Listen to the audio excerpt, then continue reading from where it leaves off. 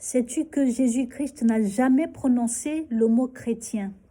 Sais-tu qu'il a également dit, allez et faites de toutes les nations des disciples? Sommes-nous dans la vérité ou marchons-nous avec un esprit d'erreur depuis tout ce temps? Nous bénissons le nom de l'Éternel pour la connaissance qu'il nous donne encore afin que nous marchions selon sa seule volonté et que son nom soit glorifié aujourd'hui, car c'est lui qui vient te donner à toi et à moi aujourd'hui notre pain quotidien. Père, que ton nom soit élevé par le nom de Yeshua, le Messie, le Nazaréen. Amen, amen, amen, amen, amen, amen, amen.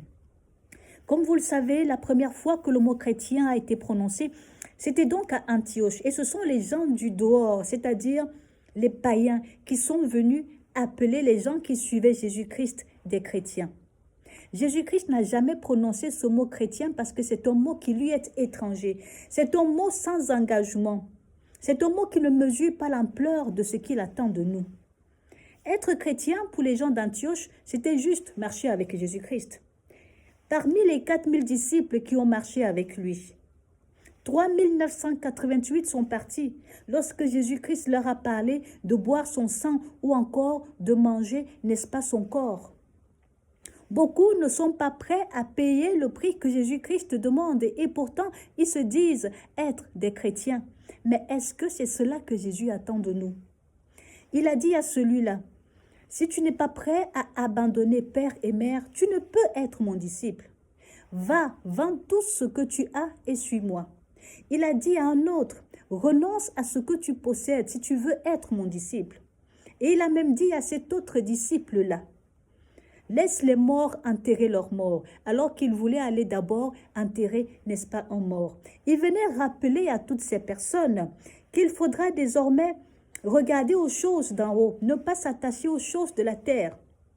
Ce mort dont il parle était une personne du monde qui n'a pas Jésus-Christ et qui est considérée donc comme morte parce qu'elle n'a pas la vie. Il invitait ce disciple à le suivre. Mais il y a autre chose encore de très important à travers tout ceci. À savoir, Jésus-Christ les appelle tous afin qu'ils soient ses disciples et non des chrétiens. Jésus n'a jamais dit à une de ces personnes, laisse tout ce que tu as, suis-moi pour être chrétien. Mais non, c'était pour être mon disciple. Lors de son recrutement, quand il est allé prendre Simon, Pierre, André, Jacques et puis tous les autres, c'était afin qu'ils soient ses disciples et non qu'ils soient des chrétiens. Mais quelle est la différence? Le chrétien, et malheureusement aujourd'hui, sont des chrétiens de nom, et ce même depuis l'époque. C'est-à-dire sans véritable engagement. Quand il n'y a plus à manger, ils s'en vont. Les chrétiens d'aujourd'hui, malheureusement, sont ceux qui refusent de payer le prix, sont ceux qui refusent de se détacher des richesses du monde, sont ceux qui refusent même d'abandonner la famille pour aller évangéliser, donc faire d'abord de l'Éternel leur délice. Pas que le Dieu que nous servons n'aime pas les familles, tout au contraire, c'est le Dieu des familles et c'est le Dieu qui bénit. Mais seulement il voudrait, comme il a enseigné dans notre Père qui est aux cieux, que nous regardions d'abord à lui, avant de demander notre pain quotidien et de l'adorer à la fin. Donc l'Éternel, notre Dieu, notre Père, à travers son Fils, nous a toujours demandé de regarder d'abord à lui. Allez et faites de toutes les nations des disciples, et non allez et faites de toutes les nations des chrétiens. Car les chrétiens, pour le monde et pour les païens et pour ceux qui étaient, n'est-ce pas, à Antioche, étaient simplement ceux qui étaient derrière Jésus, mais sans engagement. Jésus voudrait que nous soyons des disciples, des adeptes, comme dit la Bible Chouraki. Elle vient parler plutôt des adeptes. C'est la Bible, selon Louis II, qui parle des disciples. Certes, un disciple est celui qui a un maître. C'est celui qui suit l'enseignement auprès d'un maître. Mais j'aime la version Chouraki parce qu'elle va plus loin en parlant des adeptes de Jésus-Christ. Là, il s'agit d'un véritable engagement, des personnes qui sont convaincues, n'est-ce pas, de la parole que Jésus-Christ a amenée au milieu de nous.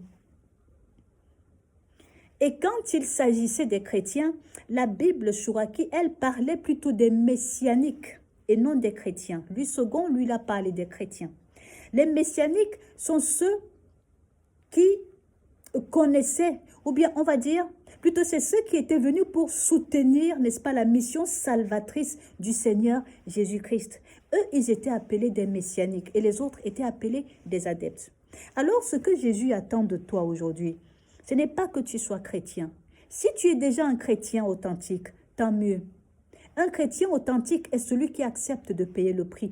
Un chrétien authentique est celui qui est prêt à vendre ce qu'il a pour aller servir le Seigneur. Un chrétien authentique est celui qui laisse les morts dans les choses du monde, ceux qui continuent de suivre la tradition, pour suivre la vie, pour suivre Jésus-Christ. Un chrétien authentique peut être un disciple. Il peut être un adepte. Les adeptes de Jésus-Christ sont ceux qui ont un maître. Sont ceux qui peuvent avoir un maître ou plusieurs maîtres. L'apôtre Paul n'a-t-il pas dit que vous pouvez avoir plusieurs maîtres?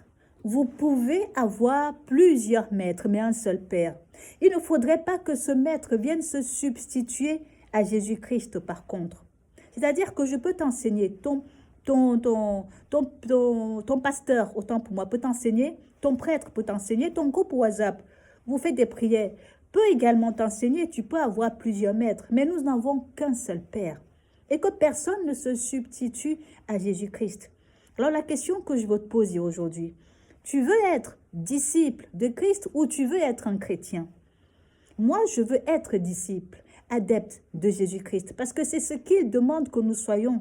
Et il a dit, allez et faites de toutes les nations des disciples. Tu ne peux être un chrétien de nom et faire de toutes les nations des disciples. Un chrétien de nom n'a rien en lui, parce qu'il n'a pas payé le prix. Il faut d'abord que tu sois disciple pour que tu transformes les autres et qu'eux également deviennent des disciples.